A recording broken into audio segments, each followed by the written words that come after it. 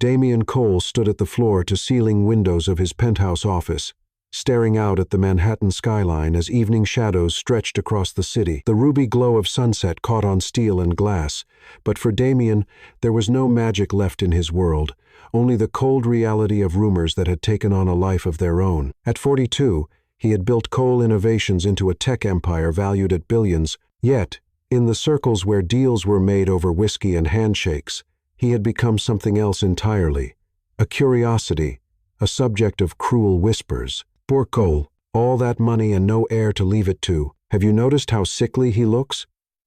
Probably why his wife left. I heard he can't, perform. Explains why Sophia walked out. The whispers had begun after his divorce. 3 years ago, Sophia, the woman he had loved since college, had stood before the press with mascara-stained cheeks and declared that she couldn't bear the emptiness of a childless marriage to a man incapable of giving her a family. The words had cut deeper than any business defeat ever could. The truth was far more complex. Their fertility struggles had been mutual, but Sophia had found it easier to blame him publicly than accept her role in their childlessness, and his pale, sickly appearance that fueled speculation was simply the result of grueling 18-hour workdays and chronic insomnia. A soft knock at the door interrupted his thoughts. "Mr. Cole, the board members are waiting in the conference room."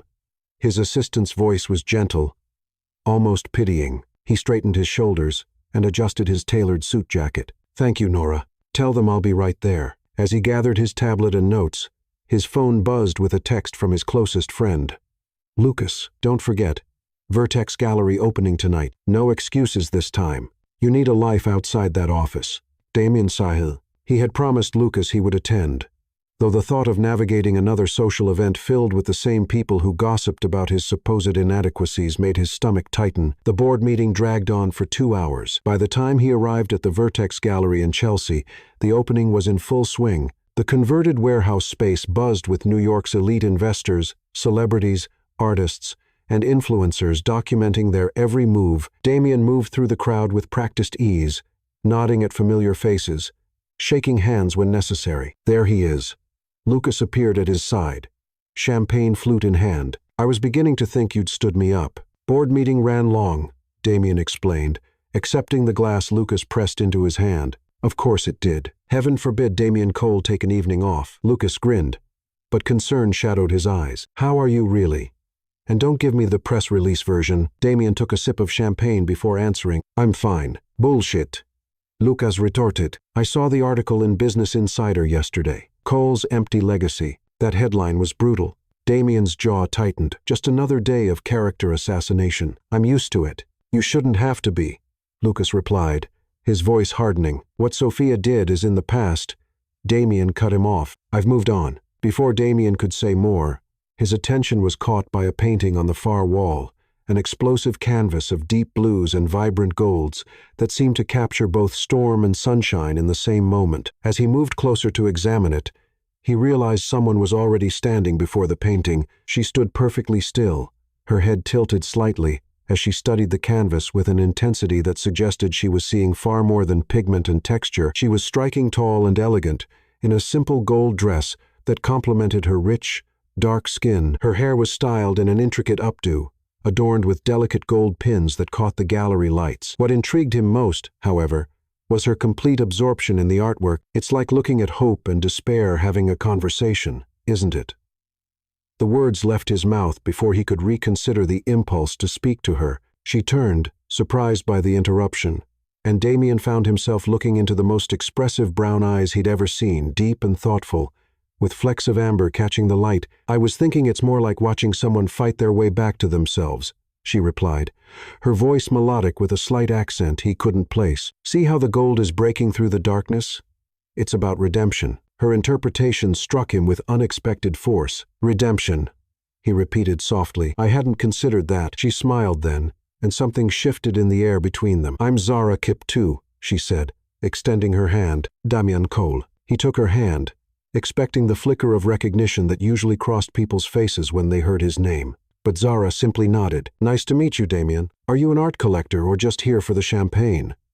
The casual question, free of agenda, caught him off guard, and drew a genuine laugh from him, the first in longer than he could remember. "A bit of both, I suppose," he admitted, "though I'm finding the art more compelling than expected." "This is Tandy Lake's work," Zara said, gesturing to the painting. "She's a genius at capturing emotional dichotomies. This whole series explores the theme of emerging from darkness. You know her work well." "I should," Zara replied with a small smile. "I curated this exhibition." Damien raised an eyebrow, impressed. "I didn't realize I was speaking with the curator. Would it have changed what you said?"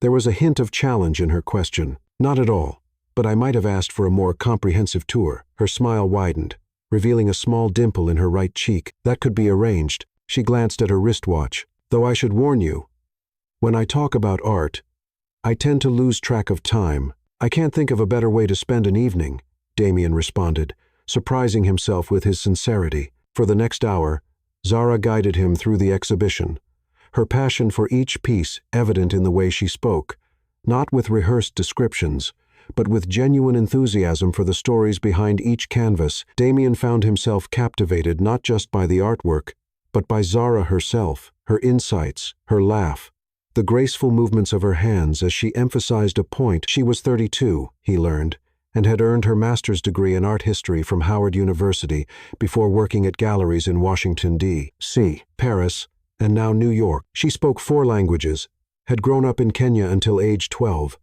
and believed art was the most honest form of human expression. By the time they circled back to the blue and gold painting that had first drawn him in, Damien realized he had completely forgotten about the other guests, the business troubles awaiting him tomorrow, and the whispers that usually followed him through rooms like this. "You never did tell me if you're a collector," Zara said as they stood before the painting once more. "I own some pieces," Damien admitted, "but I've never had anyone help me see them quite the way you do." "Perhaps you've been looking without seeing," she suggested, her eyes meeting his with unexpected directness. The simple observation felt profound, applicable to far more than his appreciation of art. For the first time in years, Damien felt something stir within him, a flicker of possibility where there had been only resignation. "I'd like to see more," he said quietly, "of the art," he added quickly.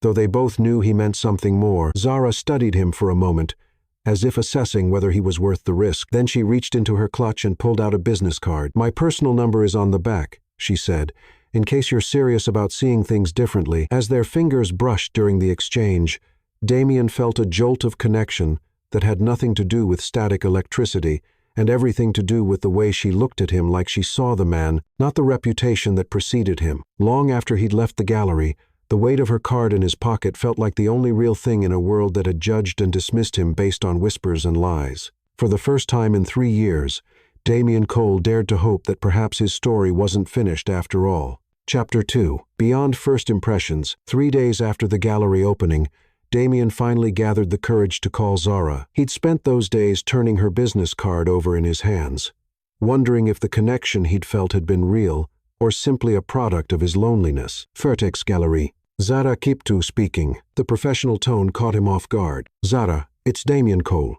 A pause, then her voice softened. "I was beginning to think you weren't interested in seeing things differently after all." "I've been tied up with meetings," he lied, unwilling to admit his hesitation. "But I can't stop thinking about that blue and gold piece. Is it still available? Tandy's Emergence?" "Yes, it is. I'd like to purchase it." The decision was impulsive, but felt right. "And perhaps you might join me for dinner to discuss the artist's other works." Another pause. "Mr. Cole Damien," he corrected. "Damien," she conceded. "I don't typically dine with clients. Consider it a professional consultation." Then he held his breath, suddenly feeling like a teenager asking for a first date rather than a billionaire CEO who commanded boardrooms. "Professional," she repeated, a smile evident in her voice. "In that case, I know a small cafe in the West Village. Much better for discussing art than some stuffy restaurant where they'll interrupt us every 5 minutes to refill water glasses." Relief washed over him. "Just text me the address. Tomorrow at 7?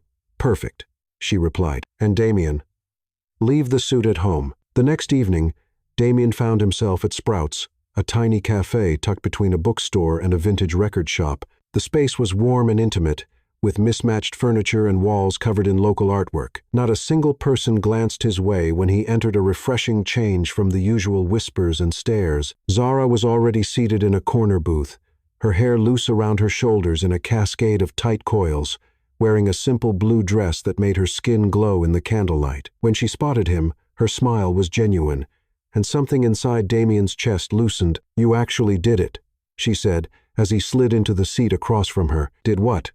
"Left the suit at home." She gestured to his dark jeans and charcoal sweater. "You look different." "Is that a compliment or criticism?" he asked, surprised by how much her opinion mattered. "Just an observation." She sipped her tea. "I wasn't sure if you owned anything besides bespoke suits." "There's a lot you don't know about me," he said, then immediately regretted the defensive edge in his voice.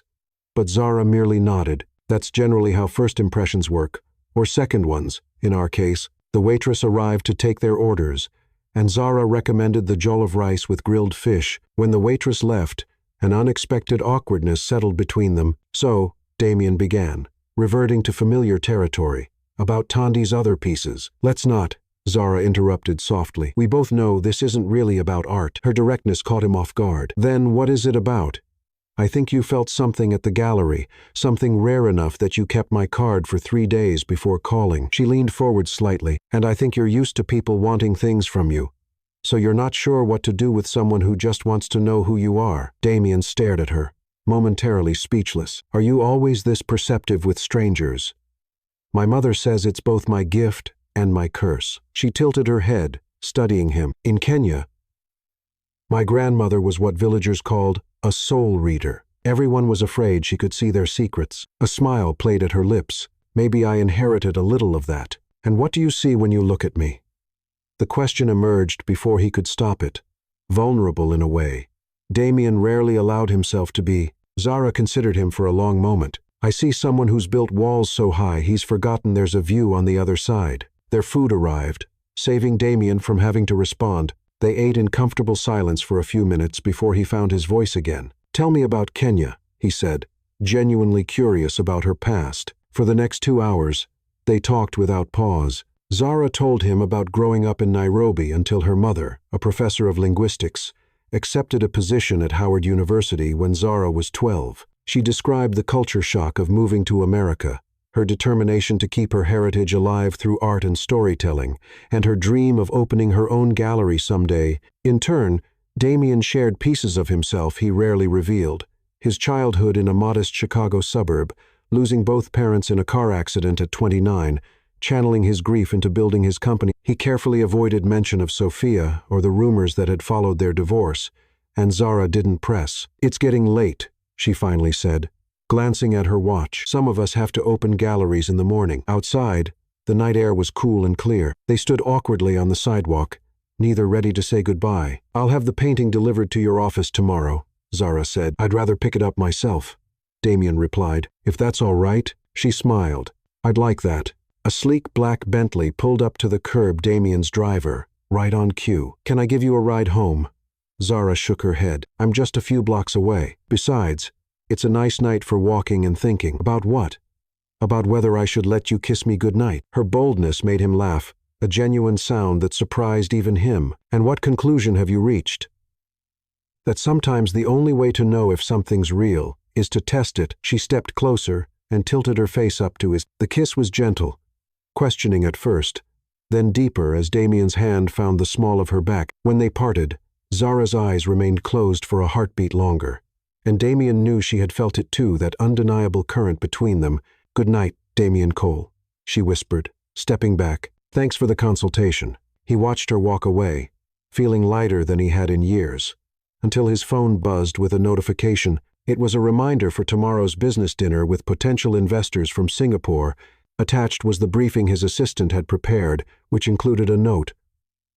"These gentlemen have expressed concerns about stability of leadership based on recent rumors. Proceed with caution." Just like that, the weight returned to his shoulders. In Zara's presence, he'd almost forgotten who he was supposed to be in the world's eyes.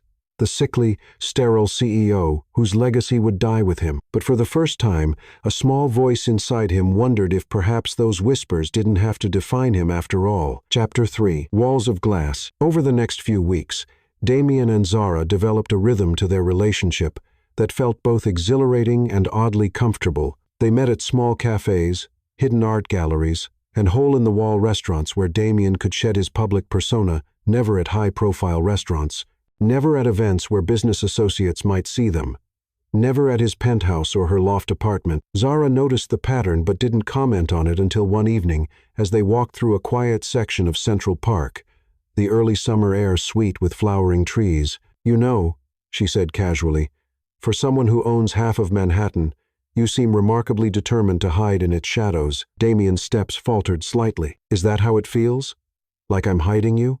I'm not sure if you're hiding me or hiding from something else when you're with me." Her hand remained in his, but he felt a new tension in her fingers. "And does it have something to do with why you never talk about your ex-wife or invite me to any events where your colleagues might be?" The question hung between them, dangerously close to territories Damien had carefully avoided. He steered them toward a secluded bench, overlooking the pond. "My world, the business world, it's not always kind," he began carefully, "especially to things that matter to me." Zara studied his face in the fading light. "And I matter to you?"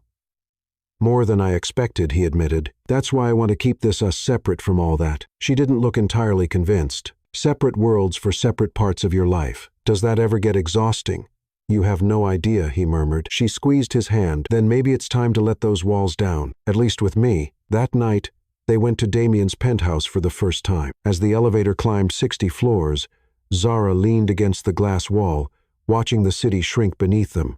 "Ever feel like you're living in a glass tower?" she asked. "Everyone can see in, but nobody can reach you." The observation was so close to how he often felt that Damien could only nod. When the doors opened directly into his apartment, Zara gasped softly at the panoramic views of New York sprawled out before them, twinkling like fallen stars. "It's beautiful," she said, walking to the floor-to-ceiling windows, "but so isolated." "That's the point," Damien replied, pouring them both a glass of wine. "Up here, I can breathe away from the whispers." The question was gentle but direct. Damien froze, glass halfway to his lips. "What do you know about that?" "Not much," she admitted. "Just that whenever we're out, you tense up if we encounter anyone who might recognize you. And you get this look in your eyes sometimes, like you're bracing for something unpleasant." Relief washed over him.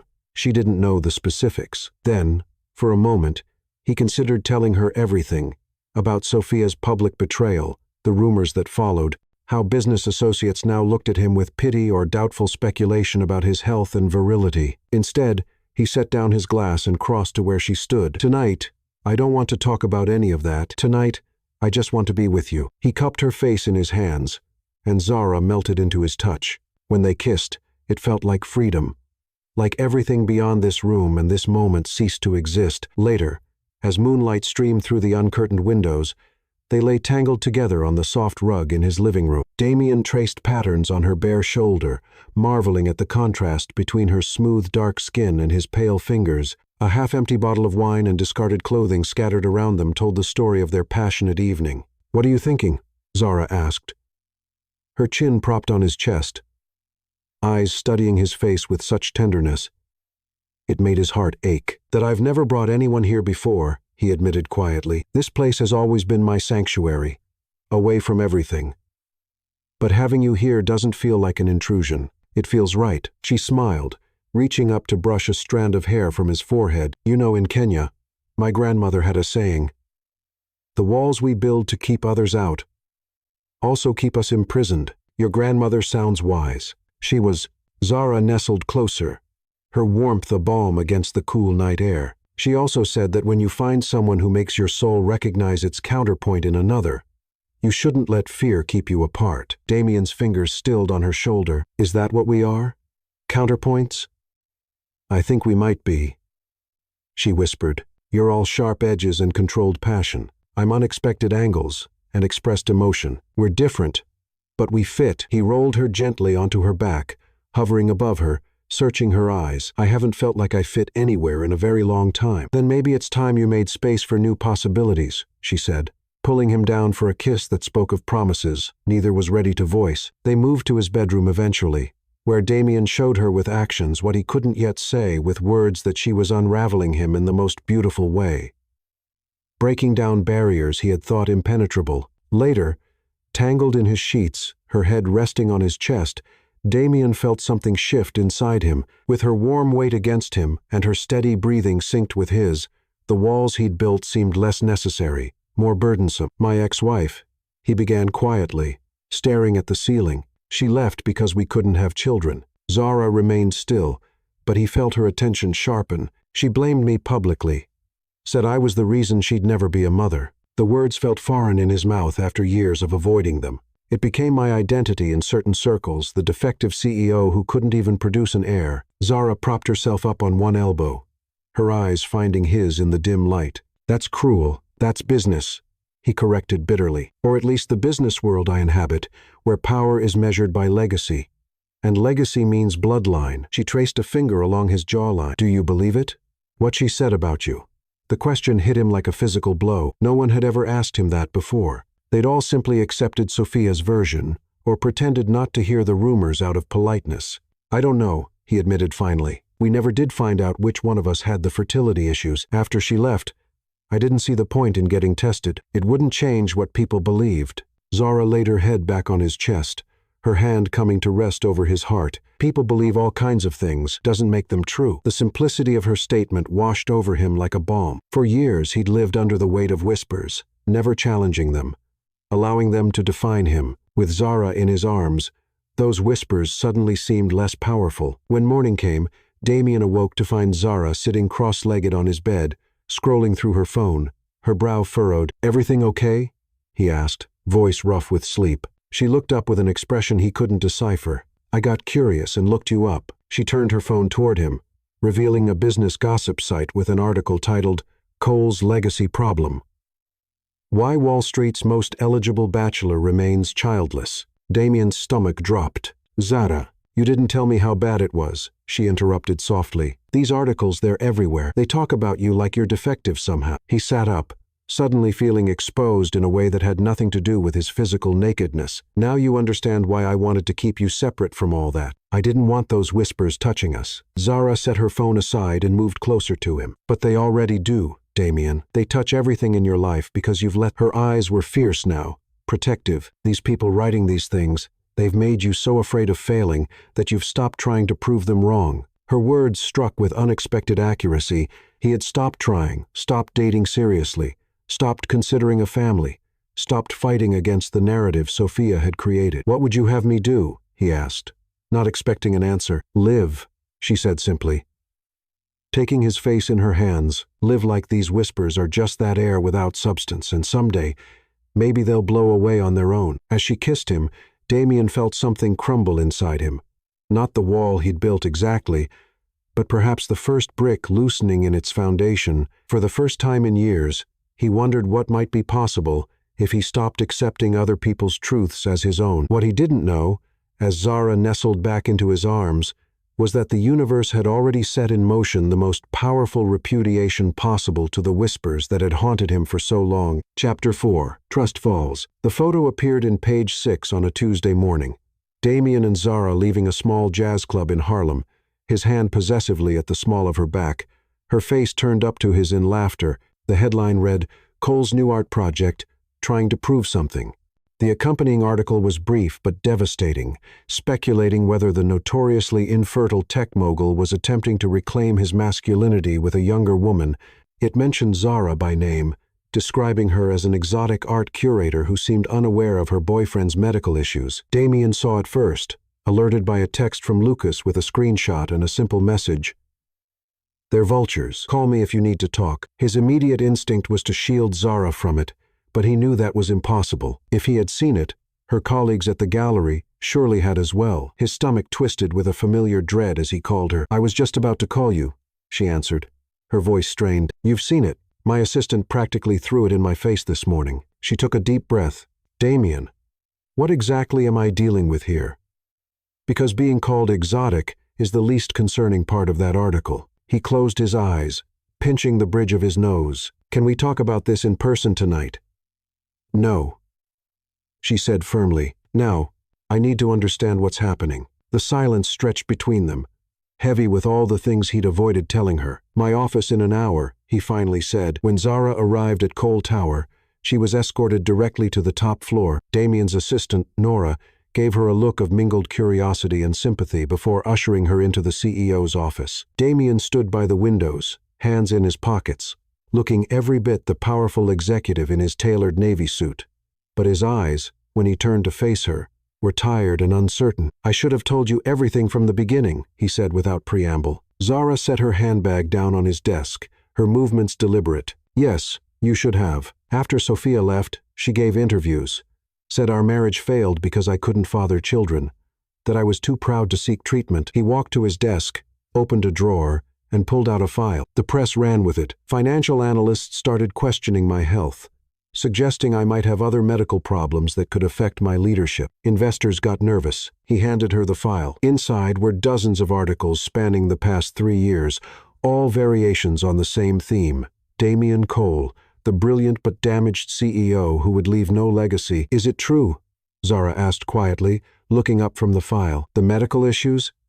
I don't know, Damian admitted, the words still difficult to say aloud. Sophia and I tried for 2 years. Nothing happened. She wanted extensive fertility testing. I was focused on the company's expansion. By the time I was ready to address it, she had already decided I was the problem. And you never got tested afterward to know for sure. He shook his head. What would be the point?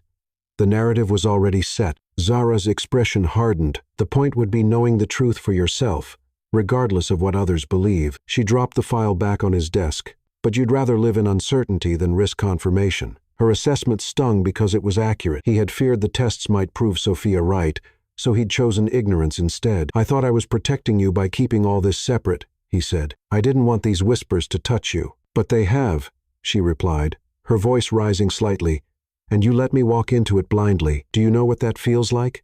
To learn from a gossip column that the man you're falling in love with has been hiding something this significant? The words falling in love with hung in the air between them, an accidental confession that neither acknowledged directly. I'm sorry, he said, the words inadequate but sincere. I didn't know how to tell you, without making it seem like I was damaged somehow. Zara's expression softened slightly. We are all damaged, Damian. That's what makes us human. She crossed the room to him, taking his hands in hers. But relationships require trust, not just in the good parts of each other, but in our capacity to handle the broken pieces, too. He looked down at their joined hands, tan against pale. Where does this leave us? That depends, she said. Are you ready to stop hiding? Not just me from your world, or your world from me, but yourself from the truth. Damian felt something shift inside him, the same loosening he'd felt the first night she had stayed in his penthouse, but stronger now, more definitive. What would that look like? He asked. It starts with doctor's appointments, she said firmly, finding out what's really going on.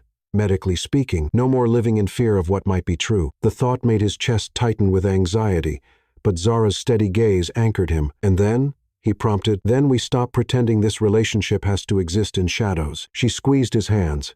I'm not asking to be paraded around at your business functions, but I'm not going to be your secret either. He nodded slowly, trying to imagine a life without the careful compartmentalization he'd constructed. It was terrifying, but also freeing. I can't promise I'll get it right immediately, he warned. I've spent 3 years building these walls. I don't need immediate, Zara replied. I just need honest. She reached up, her palm warm against his cheek. The gentleness of her touch nearly undid him. I'm not Sophia, she said softly. Whatever the truth is, I won't use it against you. Something broke open inside him then, not violently, but like ice cracking in spring, allowing what was frozen to flow again. He pulled her close, burying his face in her neck, breathing in her scent of jasmine and sandalwood. I don't deserve you, he whispered. She pulled back, her eyes fierce. Don't do that. Don't put me on a pedestal or yourself beneath it. We're both just people trying to figure this out. He kissed her then, pouring everything he couldn't yet say into the connection between them. When they parted,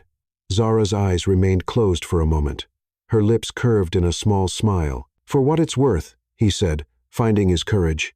I'm falling in love with you, too. Her eyes opened, bright with emotion. Then trust me enough to let me fall with you, all the way, not just the parts you think are safe to show. As she left his office an hour later, Damian made 2 calls. The first was to his assistant, instructing her to schedule appointments with the top fertility specialists in New York. The second was to cancel a business dinner, so he could take Zara to a restaurant.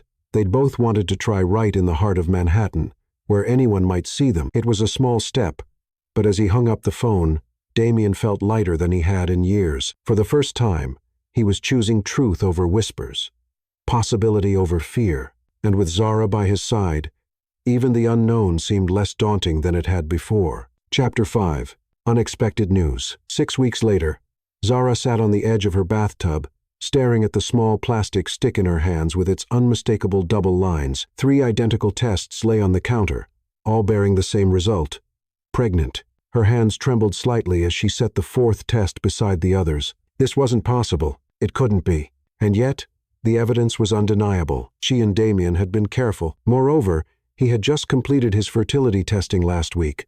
Though they were still awaiting the final results, the preliminary findings had been inconclusive, some potential issues, but nothing definitive. Now, Zara pressed her hands to her still flat abdomen, trying to process the reality growing inside her. She had always wanted children someday.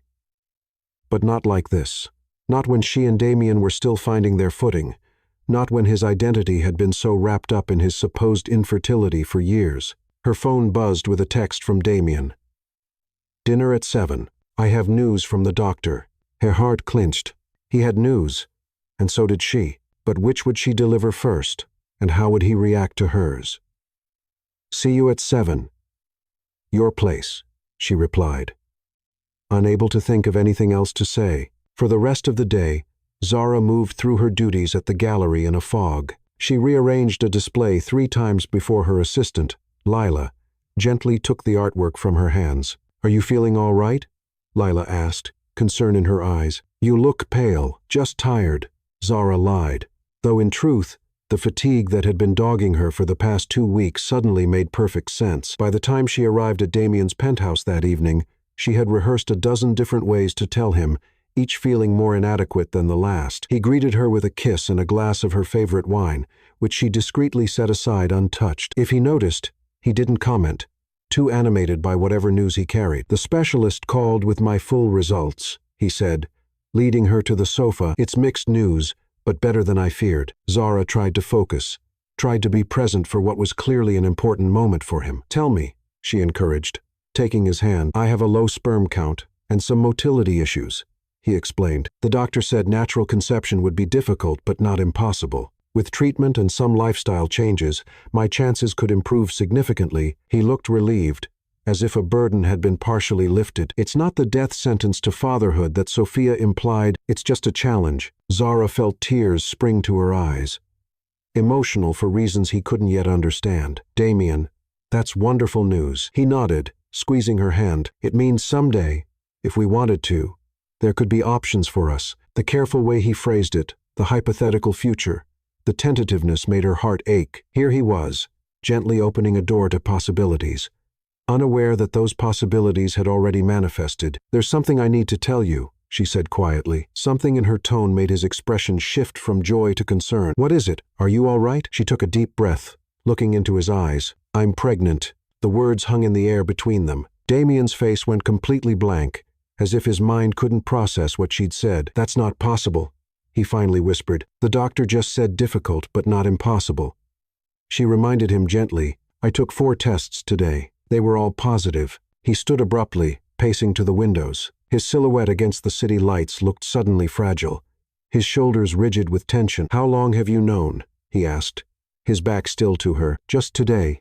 I've been feeling off for a couple of weeks, but I thought it was stress from the new exhibition." She stayed on the sofa, giving him space. "I wouldn't keep something like this from you, Damien." He turned then, his face a complex map of emotions she couldn't fully decipher. "No, of course you wouldn't. I didn't mean he ran a hand through his hair. I'm just trying to process this." "So am I," she admitted. "It's unexpected for both of us." "Unexpected?" he repeated, a strangled laugh escaping him. That might be the understatement of the century. Silence filled the room, heavy with unasked questions. Zara felt cold, suddenly vulnerable in a way she hadn't anticipated. They had only been together for a few months. Was this too much?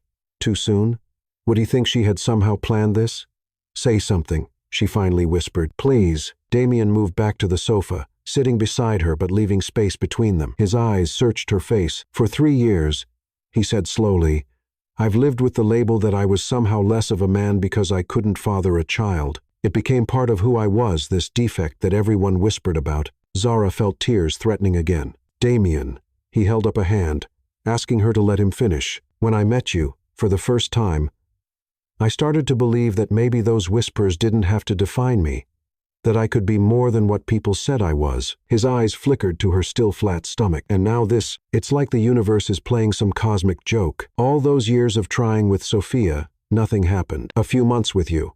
And I know it's a shock, she said softly. It is for me too. A shock, he echoed. Then something shifted in his expression. No, not just a shock. It's a miracle. Before she could respond, he slid from the sofa to his knees before her, taking both her hands in his. Do you understand what this means? All those whispers. All those rumors, they were wrong. I was wrong to believe them. Tears spilled down her cheeks. You're not upset? Upset? He looked genuinely confused. Zara, how could I be upset? He struggled for words, then simply pressed his forehead against their joined hands. When he looked up again, his eyes glistened with emotion. I never thought this would be possible for me. Relief washed through her. So powerful she felt dizzy with it. I was afraid you might think it was too soon, that we weren't ready. Are we ready? He asked, genuine curiosity in his voice. I don't know.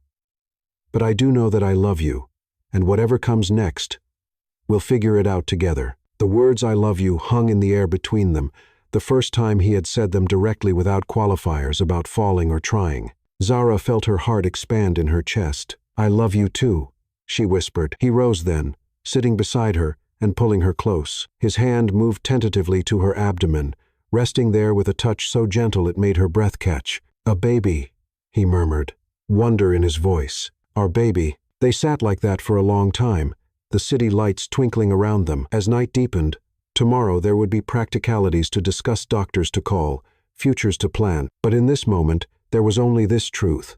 The whispers that had haunted Damien for years had been silenced by the most elemental proof of life. As darkness settled fully over Manhattan, Damien led Zara to the kitchen, where he insisted on cooking for her a simple pasta with fresh vegetables that he prepared with surprising skill. I didn't know you could cook, she said, watching him move confidently around the space. There's a lot you don't know about me yet, he replied with a smile that reached his eyes in a way she rarely saw. When my parents died, I had to learn to take care of myself. Cooking became therapeutic. They ate at the small breakfast nook, their conversation flowing naturally from plans for doctor's appointments to amusing stories from their childhoods. For the first time since they'd met, Damien seemed completely unburdened, his laughter coming easily, his eyes constantly returning to Zara's face, as if to reassure himself this was real. After dinner, he disappeared briefly and returned with a small wooden box. What's this?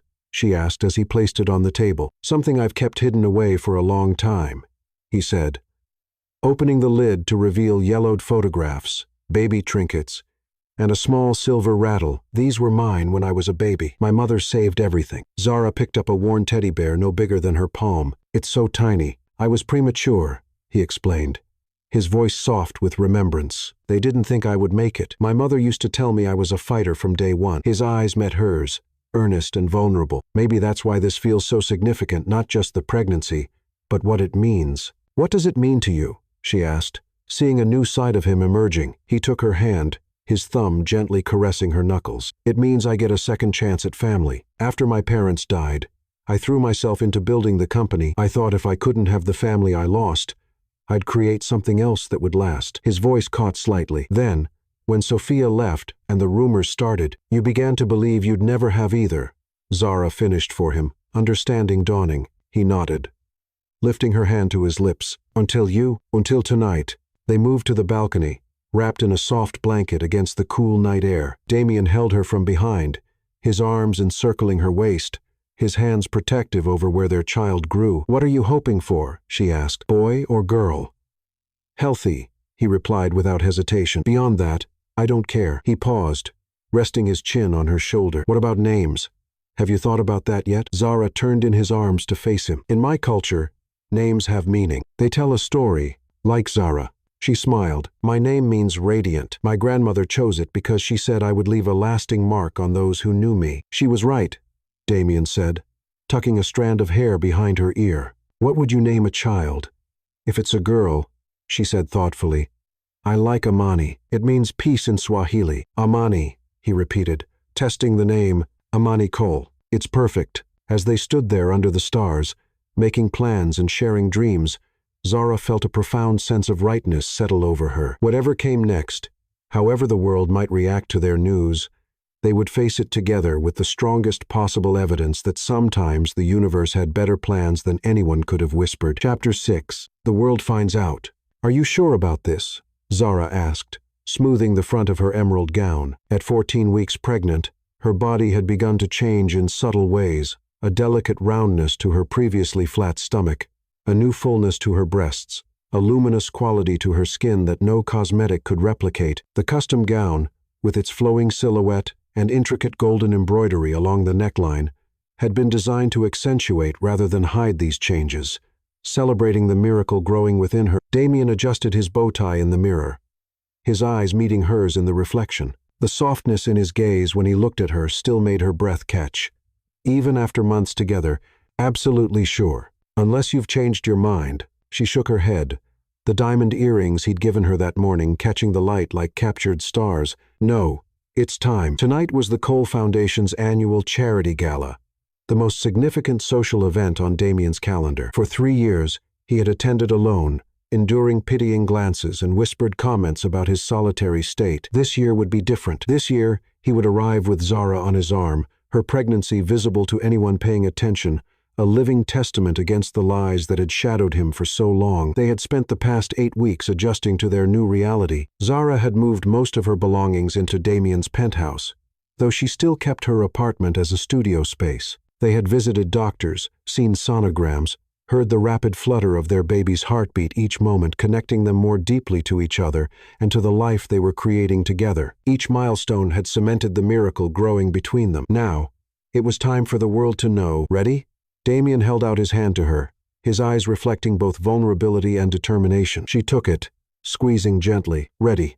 The grand ballroom of the Plaza Hotel shimmered with ethereal beauty, crystal chandeliers casting prism-like rainbows across marble floors, arrangements of white orchids and roses creating fragrant islands throughout the space. New York's elite moved through this enchanted setting like exotic creatures in their natural habitat. Business magnates, politicians, celebrities, all gathered under the pretense of charity, but equally invested in the social currency of being seen at the right events. As Damien and Zara entered, a momentary hush fell over the nearest clusters of guests, like a breath collectively held before conversation resumed at an even more animated pace. Zara felt the weight of countless eyes upon them, some curious, some calculating, some openly envious. She straightened her shoulders, drawing strength from Damien's steady presence beside her. "Damien, there you are." Lucas appeared at their side, champagne in hand, his genuine smile, a welcome contrast to the artificial one surrounding them. "And the lovely Zara, you look absolutely radiant tonight." His eyes dropped briefly to her midsection, a knowing smile spreading across his face. "News travels fast," Damien observed dryly. "Only to those who know where to look," Lucas replied with a wink. "Congratulations, both of you. This calls for a toast." He signaled a passing waiter, who approached with a tray of champagne flutes. "Sparkling water for the lady," Lucas instructed, handing Zara a crystal flute of bubbling water while taking 2 champagne glasses for himself and Damien. "To new beginnings," he toasted, raising his glass, his eyes reflecting sincere happiness for his friend. "New beginnings," Damien echoed, his eyes fixed on Zara with such naked adoration that she felt warmth bloom across her cheeks and cascade down to her heart. As they circulated through the room, Damien maintained physical contact with her at all times, a hand at the small of her back, fingers intertwined with hers, a protective arm around her waist. The message was clear.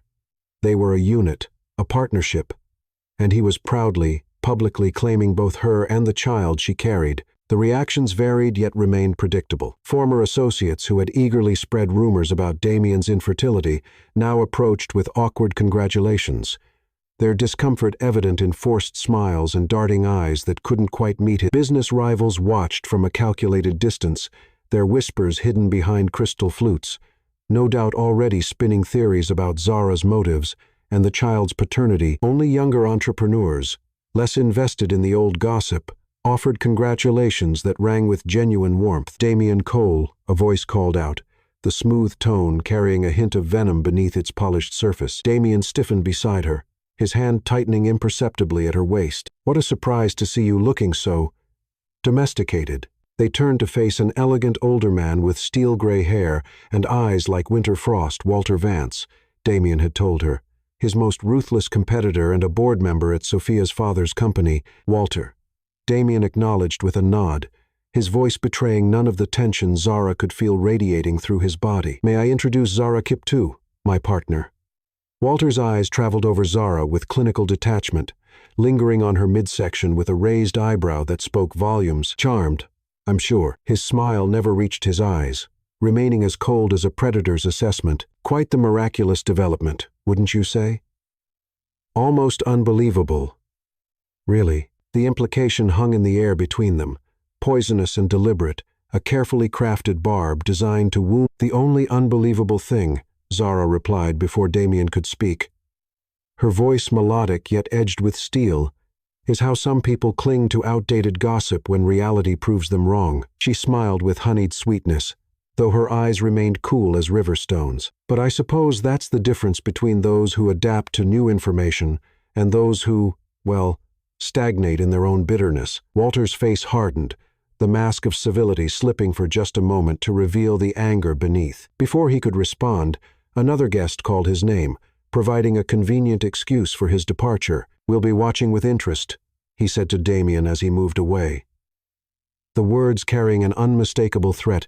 "Parenthood is quite the challenge, I hear." When he was out of earshot, Damien turned to Zara with a mixture of amazement and pride illuminating his features. "That was necessary," she finished for him, her thumb gently stroking the back of his hand. "I'm not going to stand quietly while people like him try to diminish what we have, what we're building together." He touched her cheek with reverent tenderness. "Have I told you today how much I love you?" "Yes, but I wouldn't mind hearing it again," she replied, her smile reaching her eyes this time, warming them to amber in the chandelier light. As the evening progressed, Damien was pulled away briefly for foundation business, leaving Zara by the elaborate flower arrangements near the bar. She was admiring the delicate cascade of white orchids when she overheard two women nearby, their voices carrying just enough to reach her. "She must be what, half his age? Convenient timing, wouldn't you say?" "Absolutely. The way I heard it, Cole Innovations is planning to go public next year. Nothing secures investor confidence like a stable family image if it's even his. She's probably slept with half of Manhattan to land a billionaire." Zara's hand instinctively moved to her stomach, as if to shield her child from the poison of such words. Before she could decide whether to confront them or walk away, a third voice joined the conversation. "Ladies, if you're going to speculate about someone's private life, you might want to ensure they're not standing 3 feet away from you." The women turned,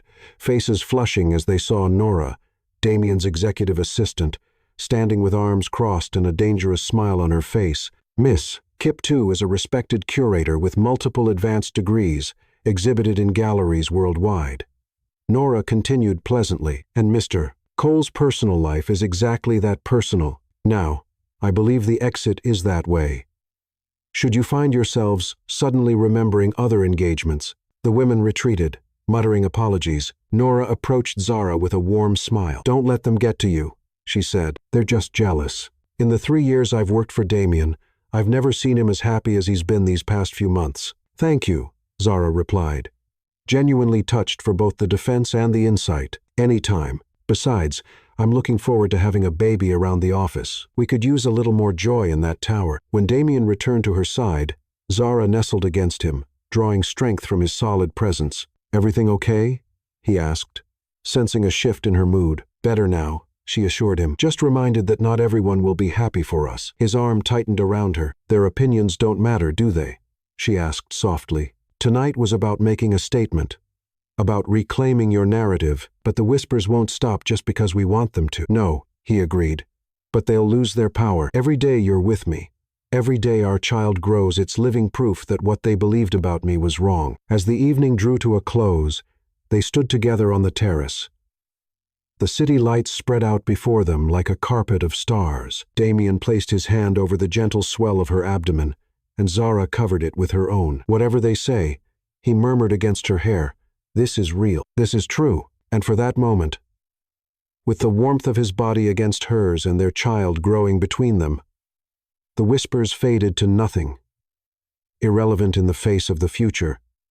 They were building together. What they didn't see was the photographer on the roof of the building opposite, capturing the intimate moment with a telephoto lens. By morning, their image would be splashed across every gossip site and business publication in the country, accompanied by headlines that would bring the whispers roaring back to life. Chapter 7. Family Matters. I'm not sure you understand what you've walked into, Zara. Aisha Kiptu sat across from her daughter in Damien's expansive living room, her posture regal despite the 20-hour flight from Nairobi that had brought her to New York. At 62, she remained striking, her silver-streaked locks framing a face that had passed its beauty to her daughter. "Mama, I know what I'm doing," Zara replied, pouring tea into delicate porcelain cups. At 5 months pregnant, her belly was now prominently rounded beneath her loose silk tunic. "Do you?" Aisha raised an eyebrow. 3 days I've been here, and already I've seen your face on 2 tabloids in the airport." She picked up a magazine from the coffee table where Zara and Damien's gala photo was splashed across the cover with the headline, "Cole's Miracle Baby."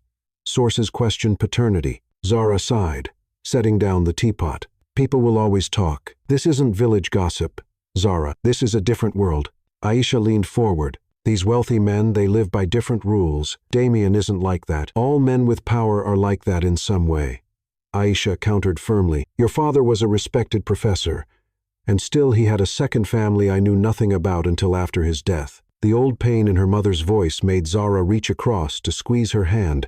"I understand, Mama, and I'm sorry for what he did to you, but Damien and I have built our relationship on honesty from the start." Aisha studied her daughter, concern evident in her eyes. "You love him." "I do." "And the child?"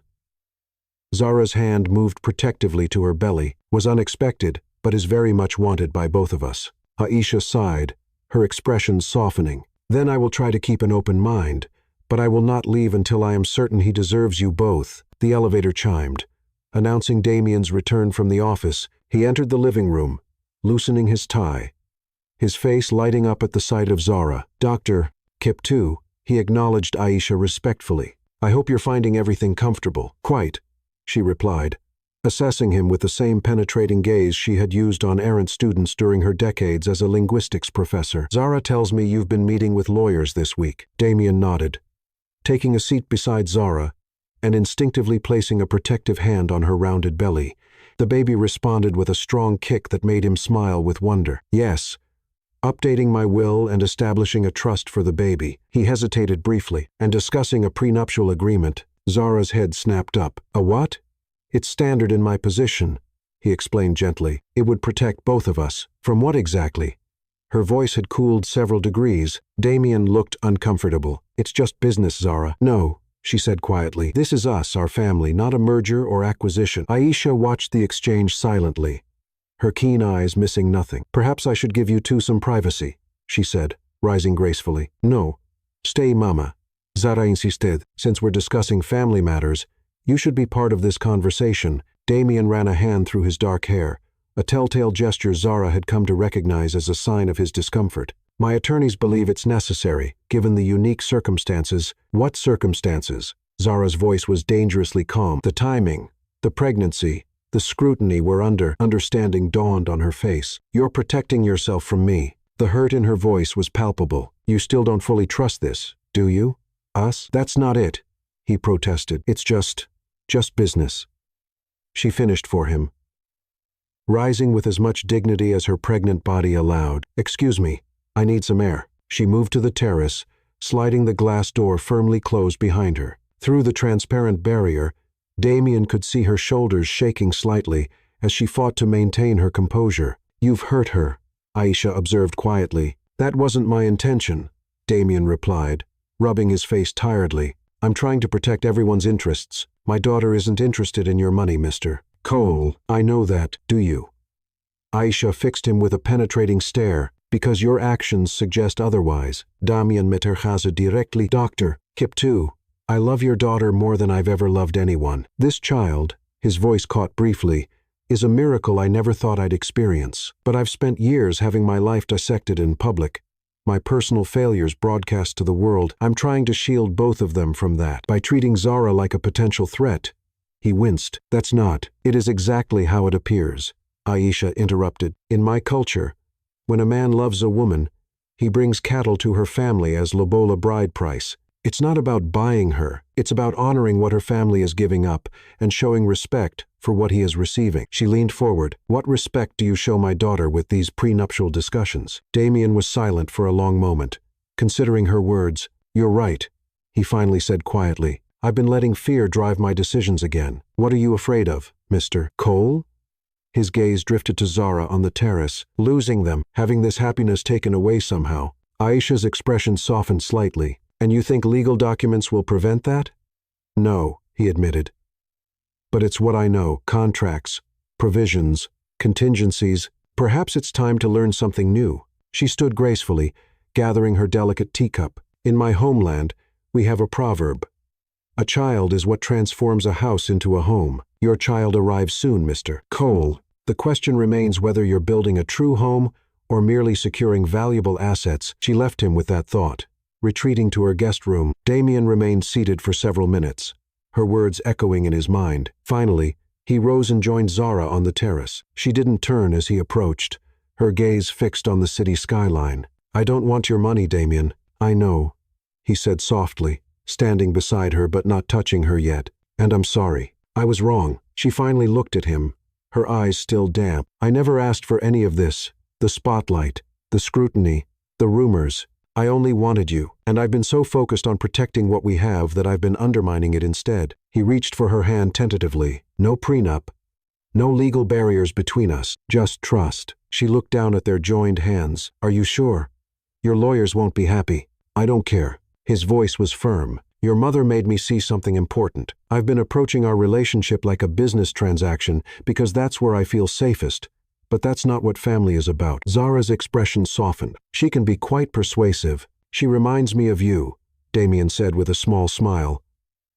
Or rather, you remind me of her strong, principled, unwilling to accept less than you deserve. He drew her gently into his arms, his hand cradling her rounded belly between them. I'm sorry I hurt you. I promise I'm trying to be better than the man I was before you. She rested her forehead against his chest. I don't need you to be perfect, Damien. I just need you to be honest with me and with yourself. That night, as Aisha observed them over dinner, she saw something shift between them, a new openness in Damien, a renewed trust in Zara's eyes. When he spoke of the nursery he was designing, his excitement was genuine. When he asked Aisha about Swahili naming traditions, his interest was sincere. Later, as Zara walked her mother to her room, Aisha squeezed her daughter's hand. He loves you, she admitted. Perhaps not in the way men loved in my generation, but genuinely. Is that your approval, Mama?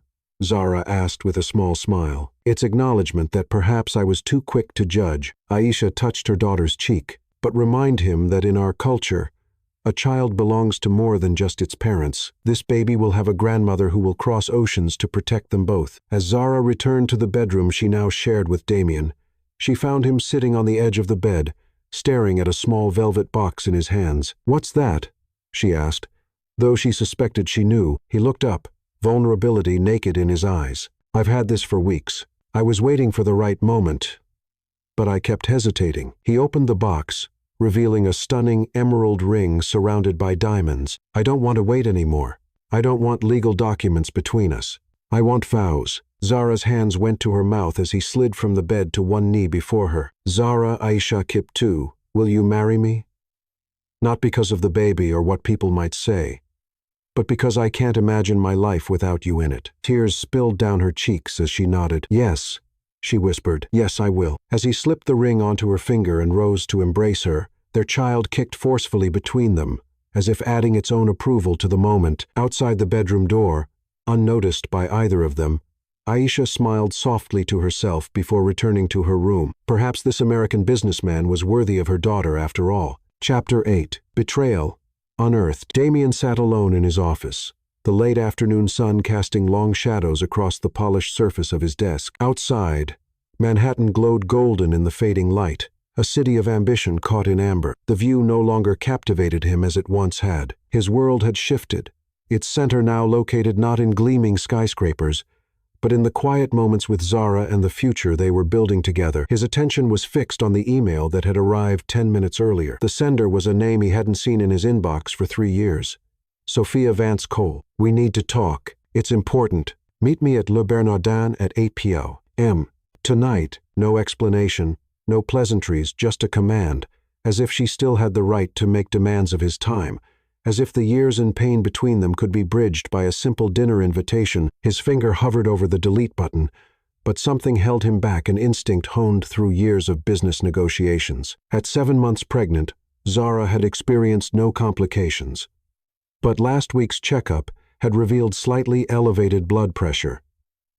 Enough for the doctor to recommend reduced stress and increased rest. The last thing she needed was to worry about his ex-wife suddenly reappearing like a ghost from a past they'd begun to exorcise, which was precisely why he needed to handle this himself quickly and quietly to protect the peace they'd found together. He texted Zara that a business dinner would keep him late, hating the lie even as he typed it, but believing it necessary for her well-being. Then he confirmed the meeting with Sophia, adding only, "I'll give you 30 minutes."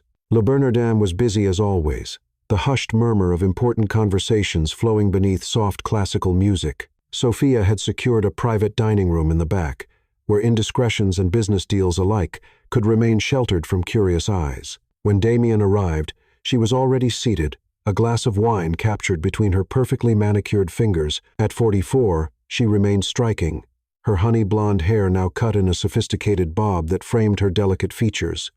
Her makeup applied with an artist's precision, her figure showcased in a burgundy dress that whispered of both power and seduction. "Damien," she greeted him, rising to kiss the air beside his cheek, her familiar perfume jasmine and sandalwood momentarily disorienting him with unwanted memories. "You look well. Fatherhood seems to agree with you." "Let's skip the pleasantries," he replied, maintaining his distance. Refusing the chair she gestured toward. "Why am I here, Sophia?" A flicker of annoyance crossed her face, quickly masked by the practiced smile she had perfected over years of corporate events. "At least sit down. I've ordered your usual scotch." Her voice carried that melodic quality that had once entranced him, now hollow to his ears. Reluctantly, he took the seat, though he left the amber liquid untouched, a small act of defiance against her presumption. 30 minutes, Sophia, that's all you get." Something flickered across her face, annoyance perhaps, or frustration that he was no longer susceptible to her carefully calculated charms. "Fine, I'll be direct. I've been seeing the stories about your situation." "My situation," he repeated coolly, one eyebrow slightly raised. "The pregnancy," she clarified, taking a deliberate sip of wine. "Your young girlfriend. The timing is quite something, isn't it? Just when Cole Innovations is preparing to go public." Damien's jaw tightened. "If you asked me here to discuss my personal life, this meeting is over." "I'm concerned about you, Damien," she said, her voice softening to the tone she had always used when trying to manipulate him. "This girl, her name is Zara," he interrupted. "My fiancée." "Fiancée," Sophia echoed, something hard entering her eyes. "How convenient. Do you really think she loves you? Or is it the billionaire and the security for her child that she loves?" "You don't know her," Damien said evenly, "and you certainly don't know anything about our relationship." "I know that men like you are targets," she replied, "especially when they're vulnerable. And you, Damien, you've always been vulnerable to women who make you feel whole." The implicit dig at his fertility issues made his blood boil, but he kept his expression neutral. "Was there an actual purpose to this meeting, Sophia? Or did you just want to insult my fiancé and question my judgment?" She leaned forward, dropping her voice. "I'm trying to protect you. Have you considered that this child might not be yours? That perhaps she got pregnant deliberately to trap you?" Damien stood abruptly. "This conversation is over." "Wait," Sophia said quickly, reaching for his arm. "There's something else. Something I need to tell you." Against his better judgment, Damien paused. "What?" She took a deep breath, suddenly looking uncertain. "It's about our fertility issues. The real reason we couldn't conceive." A cold feeling settled in Damien's stomach. "Go on." "It wasn't you," she said quietly, her gaze finally dropping to the tablecloth. "It was me." The words hung in the air between them, simple yet devastating in their implications. The restaurant's ambient sound seemed to fade away, leaving only the thunderous beating of Damien's heart in his ears. "What are you saying?" he asked, his voice barely audible, a tremor betraying the storm of emotions beneath his carefully controlled exterior. "I had endometriosis. Severe." She traced the rim of her wineglass with one manicured finger, still not meeting his eyes. "The doctors told me after our second round of treatments that natural conception would be nearly impossible for me." She paused, finally looking up. "I never told you." Damien felt as if the floor had dropped out from beneath him, Years of self-doubt and pain crystallizing into this moment of terrible clarity. The air seemed to thin, making each breath a conscious effort. "You let me believe." His voice broke, emotion finally fracturing his composure. "You let the entire world believe it was my fault. I was protecting myself," she defended, a flash of the old Sophia calculating, self-preserving, showing through the veneer of contrition. "My father's company was going through that big expansion. Being seen as barren would have undermined everything the traditional family image we were cultivating for investors. My position on the board, so you destroyed my reputation instead." Damien's voice was deadly quiet, each word weighted with the accumulated pain of years spent believing himself fundamentally flawed. "You stood in front of journalists and called me defective. You let me spend 3 years thinking there was something fundamentally wrong with me." "I did what I had to do," she replied, a hint of defiance returning to her voice like an old, familiar melody. Her shoulders straightened almost imperceptibly, armor sliding back into place. "And clearly, it wasn't that damaging to you. You're about to have a child, aren't you? Your company is thriving. In the end, perhaps I did you a favor." The casual dismissal of his pain ignited something primal in Damien's chest, a white-hot ember of rage he thought long extinguished. His hands trembled beneath the table, not with weakness, but with the effort of restraint. "Do you have any idea?" he began, each word carefully measured despite the tempest within. "What those rumors did to me? How they followed me like shadows, darkening every triumph, every milestone. How they made me question my worth, not just as a man, but as a human being deserving of love." "Oh, please," Sophia scoffed, waving her hand dismissively, the diamond tennis bracelet on her wrist catching the light. "You've always been so dramatic." "It was business, Damien.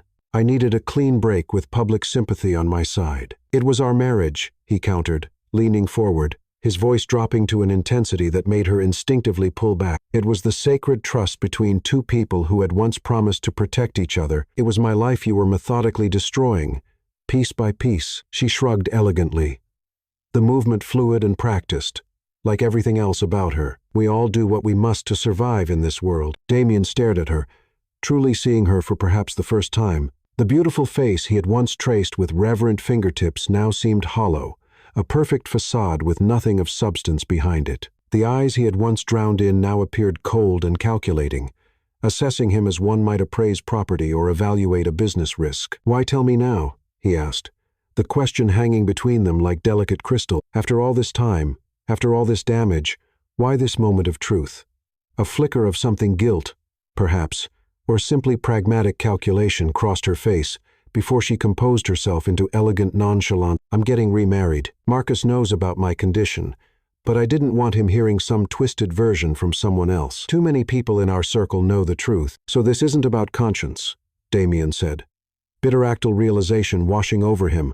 "It's not about making amends or seeking forgiveness. It's about controlling your narrative." A humorless laugh escaped him, the sound sharp as broken glass. "Some things never change. I thought you deserved to know," she said, defensiveness edging into her perfectly modulated voice, "especially now, with the baby coming. I didn't want you to always wonder if it was really mine," Damien finished for her, disgust coloring his words. "Unlike you, Sophia, some people are capable of honesty in relationships. Some people build connections on trust rather than convenience. Zara has never given me reason to doubt her." "Everyone has their price, Damien," Sophia replied. "Even your perfect Zara." Something in her tone made Damien pause. "What have you done?"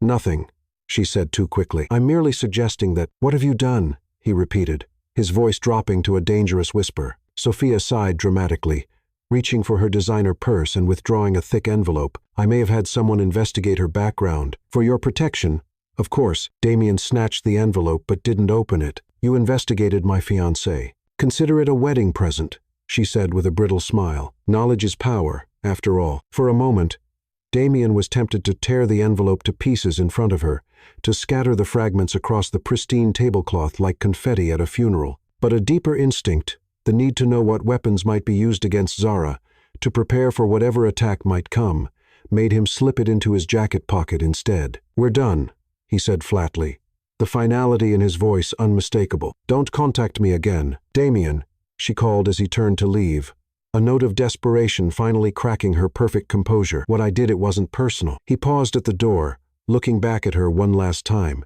The woman who had once been the center of his world now seemed small somehow, diminished by her own machinations. That's what makes it unforgivable, Sophia, he said softly, not with anger, but with the quiet certainty of a man who had finally found his truth. It should have been personal. We were husband and wife, bound by promises meant to transcend business and ambition. But to you, I was just another asset in your portfolio, something to leverage when useful, something to discard when damaged. He walked out of the restaurant into the cool Manhattan night.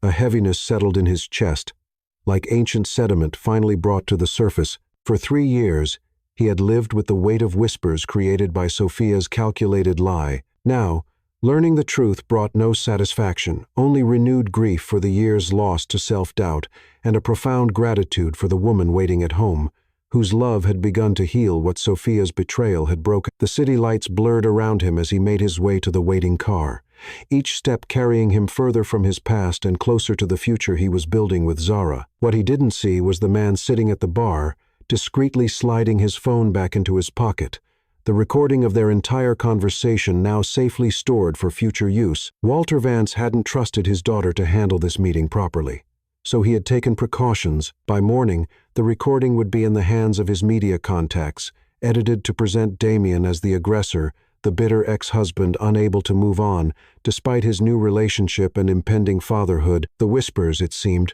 were not done with Damien Cole yet. Like shadows at dusk, they would stretch and distort, reaching for him even as he walked toward the light. Chapter 9. New Beginnings. The recording hit the internet on a Tuesday morning. It wasn't you, Sophia's voice.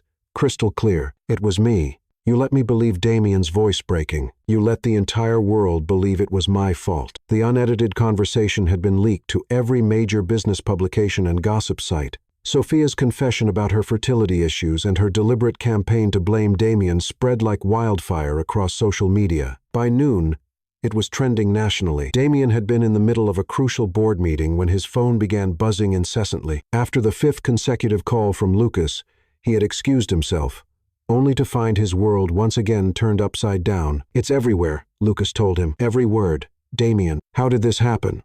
Walter.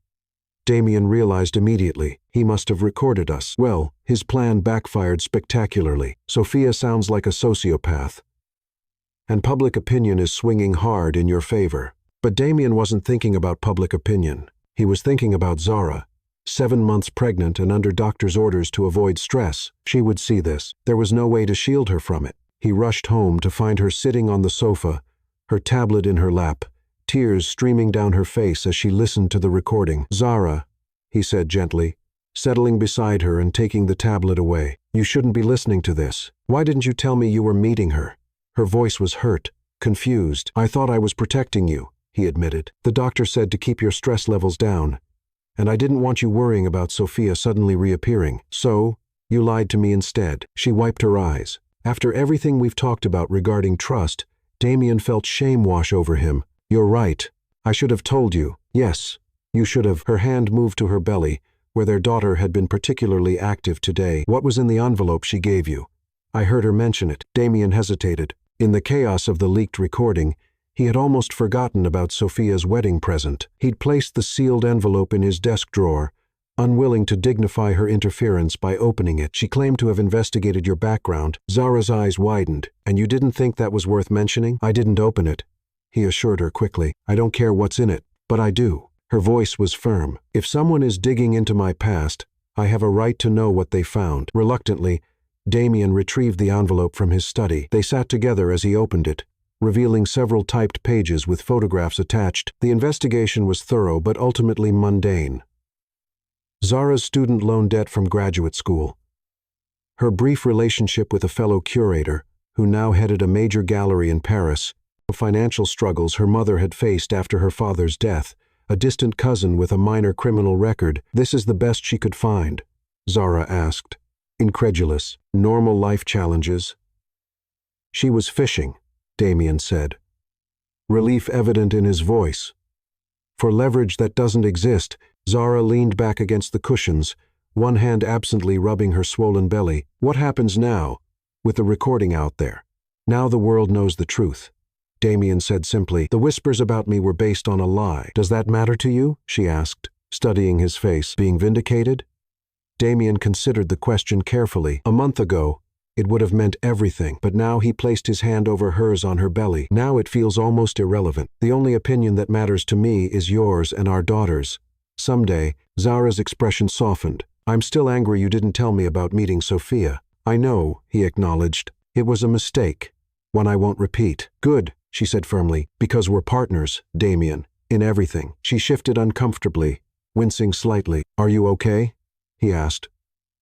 Immediately concerned. Just Braxton Hicks contractions. The doctor said they're normal. She tried to smile reassuringly, but another wince betrayed her discomfort. I'm calling Dr. Shaw, Damien decided, reaching for his phone. This doesn't seem normal. 20 minutes later, they were in his car, speeding toward the hospital. The contractions had intensified, coming at regular intervals that alarmed both of them. It's too early, Zara whispered, fear evident in her voice. She's not due for another 8 weeks. Damien gripped the steering wheel, forcing his voice to remain calm. Everything will be fine. Dr. Shaw is meeting us there. In the hospital, events moved with dizzying speed. Preeclampsia, the doctors explained. Dangerously high blood pressure. They needed to deliver the baby now to protect both mother and child. As they prepared Zara for an emergency C-section, Damien's phone buzzed with a notification. The Singapore investors were waiting for their final meeting before committing to the public, offering hundreds of millions of dollars hung in the balance. His CFO was calling, desperate for instructions. Damien silenced his phone without a second thought. Mr. Cole, a nurse approached. We're ready for you. In surgical scrubs, he sat beside Zara's head as they began the procedure, holding her hand and murmuring reassurances. Fear like he had never known gripped him as he watched the doctors work with focused urgency. Blood pressure dropping, someone called out, and Zara's hand went limp in his. She's crashing, another voice shouted. Get him out of here. No. Damien resisted as hands pulled him away from Zara. I need to stay with her. Please, a nurse urged. Let us save them both. The next 2 hours were the longest of Damien's life. He paced the waiting room, alternating between prayer and silent bargaining with whatever higher power might be listening. Take anything, his company, his wealth, his reputation, but spare Zara and their child. When Dr. Shaw finally appeared, her surgical mask pulled down, Damien could barely breathe. They're both stable, she said, and his knees nearly buckled with relief. Your daughter is small, 4 pounds, 3 ounces, but her lungs are strong. She'll need some time in the NICU, but her prognosis is excellent. And Zara? He asked, his voice cracking. She lost a lot of blood, but she's young and healthy. She'll recover fully with time and rest. Damien closed his eyes, overwhelming gratitude washing through him. Can I see them? Your daughter first, Doctor, Shaw said, then Zara. When she wakes up, the NICU maintained a hushed atmosphere, broken only by the gentle beeping of monitors. A nurse led Damien to an incubator where a tiny being lay impossibly small, yet perfect in every detail. Tubes and wires connected her to machines, but beneath them, he could see her chest rising and falling with determined breaths. Here she is, the nurse said softly. Would you like to touch her? Damien nodded, unable to speak past the lump in his throat. The nurse showed him how to place his hand through the opening in the incubator. With infinite gentleness, he touched his daughter's tiny hand, her fingers no bigger than grains of rice reflexively curling around his index finger. In that moment, something fundamental shifted within Damien Cole. All the whispers, all the business concerns, all the worries about reputation and legacy, they all fell away, utterly meaningless compared to the miracle before him. Hello, little one, he whispered, tears flowing freely down his face. I'm your dad. He stayed there for hours, watching her sleep, marveling at the perfection of her miniature features, the delicate curve of her ears, the soft bow of her lips, the tiny furrow between her brows that reminded him so much of Zara's concentrated expression. She has your nose, the night nurse observed when she came to check the baby's vitals, and strong lungs too. She'll be a fighter like her father. And her mother, Damien added, thinking of Zara's quiet strength. She comes from a line of remarkable women. When the nurse left them alone again, Damien began to talk to his daughter, his voice a gentle murmur in the quiet room. Your mother is the most extraordinary person I've ever known, he told her. She saw through all my defenses, all the walls I built to protect myself. She taught me that vulnerability isn't weakness. You'll learn that from her, too. He stroked her tiny arm with one finger, and I promise you this. I will never let the world's whispers define you the way I let them define me. You will always know how precious you are, how worthy, how loved. The baby's eyes fluttered open briefly, dark eyes that seemed impossibly aware, and Damien felt as if she were looking straight into his soul. Your grandmother, Aisha, says that in her culture, children are born with ancient wisdom, he continued softly. That they choose their parents. If that's true, thank you for choosing us. We'll try to be worthy of that choice. A respiratory therapist entered to check the baby's oxygen levels, smiling at the sight of the powerful CEO, hunched protectively over the tiny incubator. You can hold her for a few minutes if you'd like, she offered. Skin-to-skin contact is very beneficial for preemies. Damien's eyes widened. Is it safe? She seems so fragile. She's stronger than she looks, the therapist assured him. Here, unbutton your shirt and sit in that recliner. I'll bring her to you. With careful movements, Damien did as instructed. When the therapist placed the impossibly small bundle against his bare chest, covering them both with a warm blanket, he felt a surge of emotion so powerful it took his breath away. His daughter snuggled against him, her heartbeat a rapid flutter against his own. That's it, the therapist said, arranging the oxygen tube carefully. Just relax. She knows who you are. She can sense your heartbeat, your breathing, your voice. You're her safe place.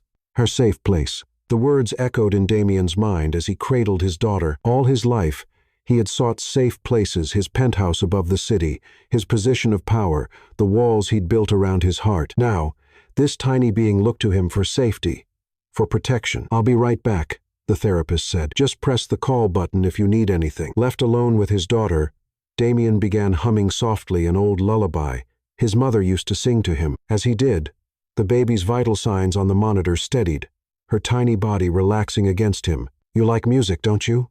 He whispered. Your mother sings beautifully. When you're bigger, she'll teach you songs from Kenya, stories passed down through generations. The baby made a soft sound, almost like a sigh, and Damien felt his heart constrict with love, so fierce it was almost painful. I never understood before, he confessed to her, why people would rearrange their entire lives for their children. What could possibly matter more than success, achievement, legacy?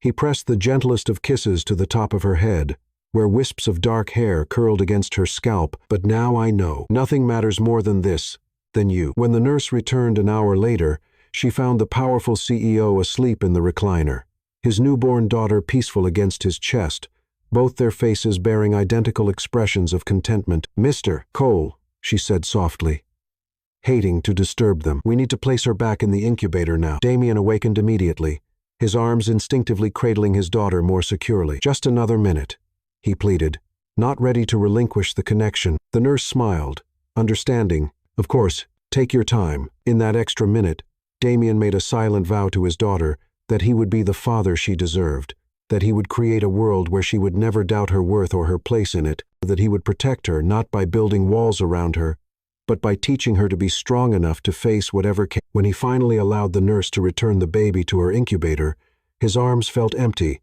but his heart was fuller than it had ever been. Hours later, when Zara finally awoke in the recovery room, Damien was at her side instantly, his eyes shining with emotions too profound for words. The baby? She asked immediately, her voice weak. She's perfect, he assured her, stroking her hair. Small, but mighty, just like her mother. Relief flooded Zara's face. Can I see her?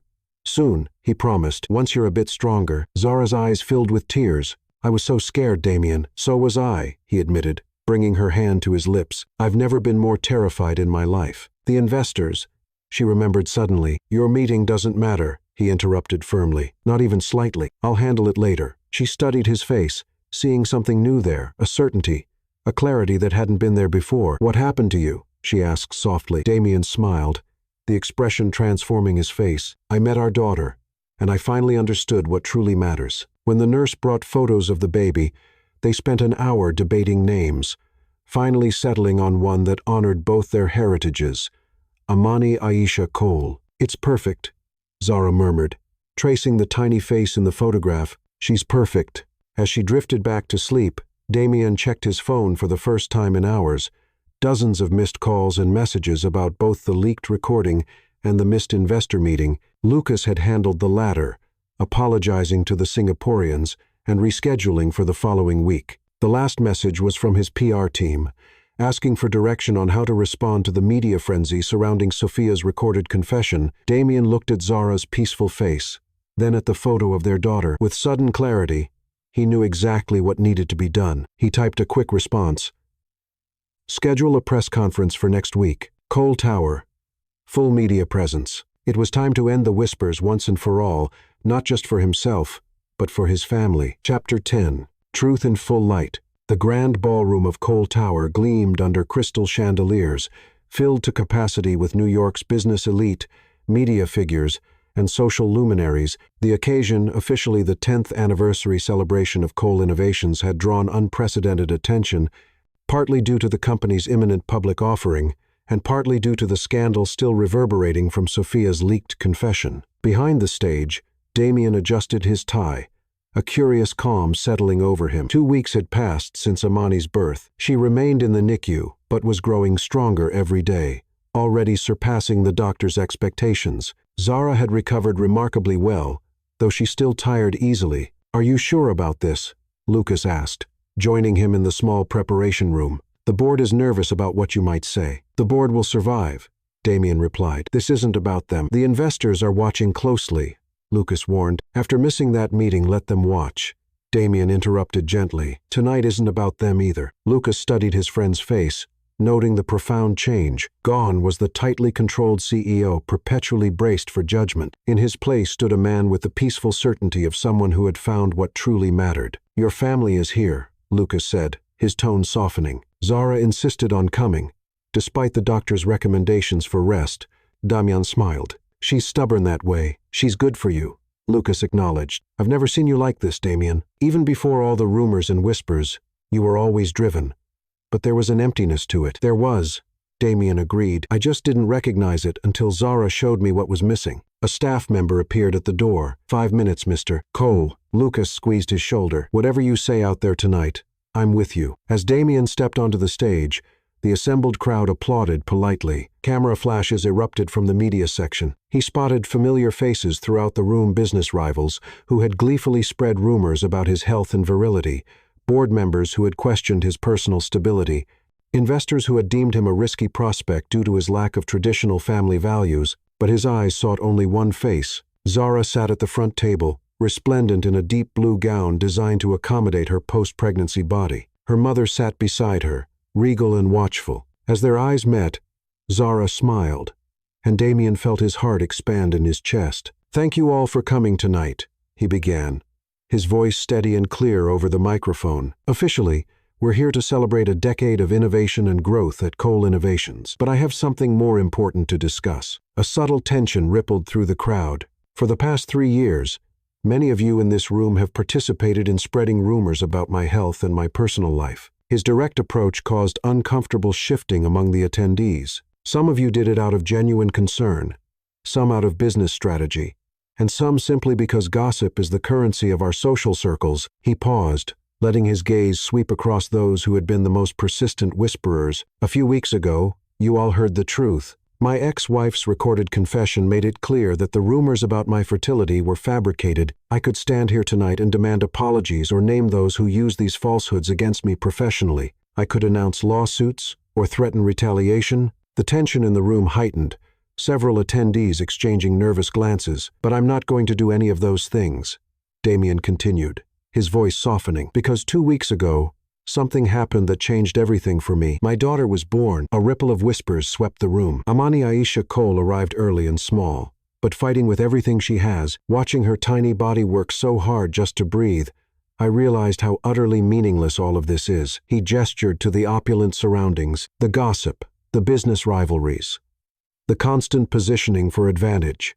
None of it matters compared to the miracle of that little life. His eyes found Zara again, who was watching him with tears shimmering in her eyes. "Meeting my daughter made me understand what real strength looks like. It isn't found in boardrooms or stock valuations. It isn't measured by who can destroy a competitor's reputation most effectively. Real strength is vulnerability. It's opening yourself to love, despite the risk of pain. It's choosing truth over convenience." Damien stepped away from the podium, moving to the front of the stage. "I spent 3 years believing what was said about me. I let those whispers define how I saw myself. I built walls to protect myself from further hurt, never realizing those same walls were keeping out everything that mattered." His voice grew stronger, more passionate. "Then I met a woman who saw past all of that who taught me that redemption isn't about proving others wrong. It's about finding the courage to believe in yourself again. He extended his hand towards Zara, who rose and walked to join him on stage. As she took his hand, a palpable warmth spread through the room. "This is my fiancée,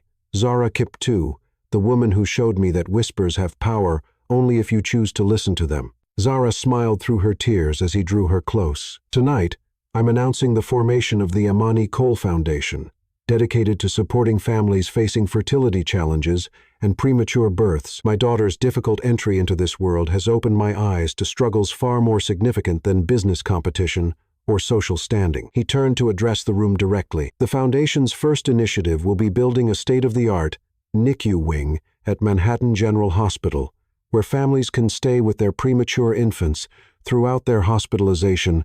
Applause broke out, tentative at first, then building to enthusiastic approval as Damien continued outlining the Foundation's ambitious plans.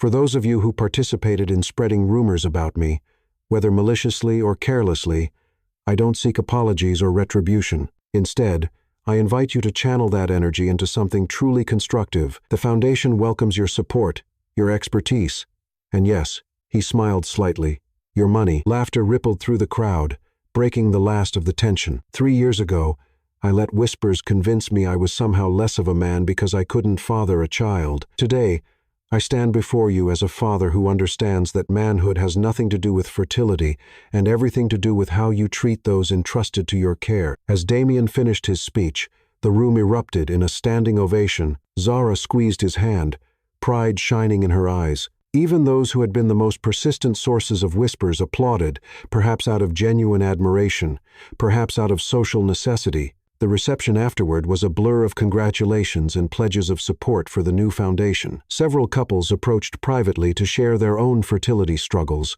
thanking Damien for bringing the topic into the open. When they finally left the event, exhaustion was evident in Zara's face, though her eyes still shone with joy. "Straight to the hospital?" Damien asked as they settled into the back of his car. "Please," she replied. "I need to see her." In the quiet sanctuary of the NICU, they stood together beside their daughter's incubator. Amani had already grown noticeably, her tiny face more defined, her movements more coordinated. When the nurse placed her in Zara's arms for their nightly kangaroo care session, she immediately nestled against her mother's chest. "She knows you," Damien murmured, watching in awe as their daughter's tiny hand wrapped around Zara's finger.